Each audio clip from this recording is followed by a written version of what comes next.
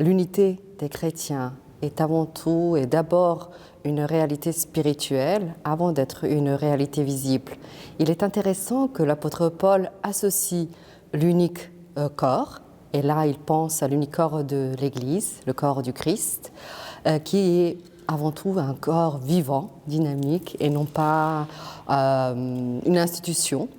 Et il est rendu dynamique et vivant par l'unique activité de l'unique esprit, donc qui donne des charismes que nous, en tant que chrétiens, nous sommes appelés à recevoir. Et donc ça, c'est l'unique vocation qui est également évoquée dans ce verset, vocation à la conversion. Donc cette conversion nous est commune à nous tous pour intégrer ce corps vivant de l'Église.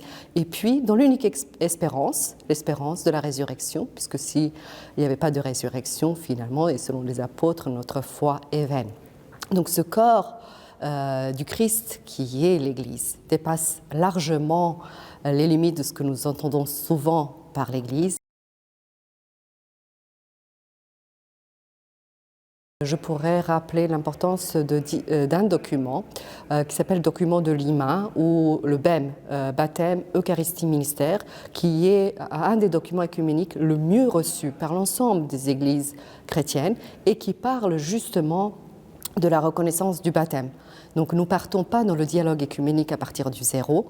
Nous reconnaissons le baptême des uns et des autres lorsqu'il est effectué au nom de la Sainte Trinité, mais ce qui est indispensable, c'est d'approfondir cette foi, cette confession une en la Sainte Trinité, pour justement mieux la connaître, l'approfondir, la purifier de certaines couches historiques, et puis aussi savoir comment concrètement réaliser cette foi commune dans nos vies et nos relations interecclésiales.